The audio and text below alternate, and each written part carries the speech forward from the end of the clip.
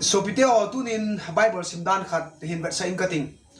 Bible hi tia hi isim le kisor sim thei lo cham khat if tai sim thu ya ipa som zong khat thei ai lo le I khodo zong khat thei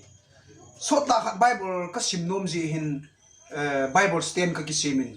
aji chu Bible hi simai le ki mut so le ve ta ya chu ken short sim thei ding ti hi ka gel ai to nan ka thil sim khat in vet sai nge ka ta sa damo masang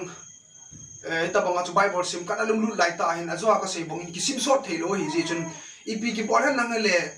ki sim short thei dam ti ka gel line pathirin kalung sunga thu ase yong hin tin chi mia ka copy yong hi puin ei lo le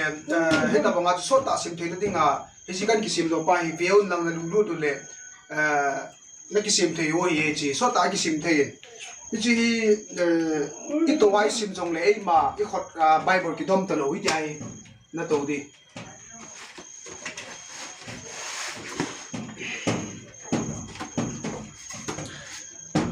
chi ye le nagin tu lo jong le chun so ta khat ta he na sim nyang thei chi chule chi chulai hin chi space aumin chulai pencil ha ai lo le bam Bible na sim na mak na bol ding underline na bol ding a chi diary ne khan jong le pen jong la koi ding mun aumin chule to mun bo hilova jong lu mun na jong in ver sai nge Bible hi lu munai sim khu iti simai le chu I khot jong ha chu ki short sim thei lu chu chia chu he tai na tundi cho ai na gin na tu ta lo wei tai na gin na tu ta lo tai na sim ni ki kai nai thei tai na bol thei chi na bol di ke bo hi ka thiem point anal lo zia hi khat thu hen nal den ki bol chu du na mun a yong kan sim ji chu pun wa ka ya chi nal dia ki bol chu thei chule chi ta lu na mun bo wa hi lo wa asi la ma jong hi ti na jong le don tai ti na ka thei chu hi tai na ka thei aji stand ka sim hi aki jalin ya chu adi a ke ta banga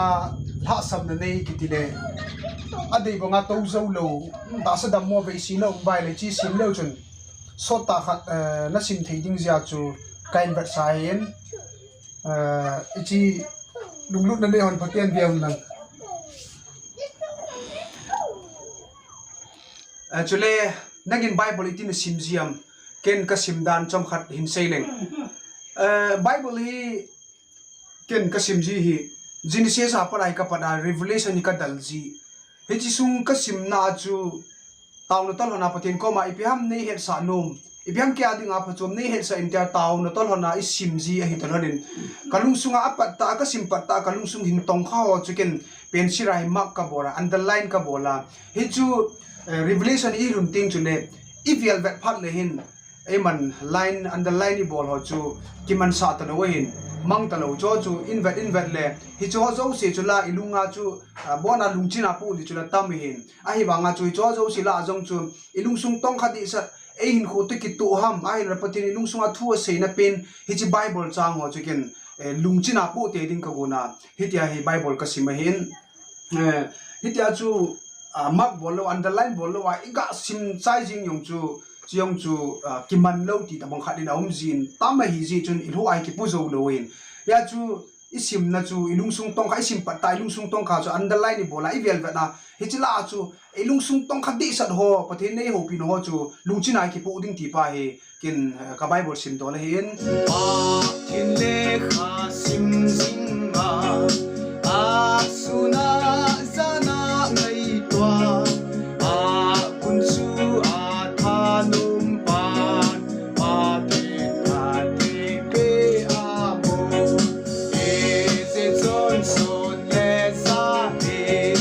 lum ngai na nei sing lang a thu lo sing sing sing on pa te na in kem no na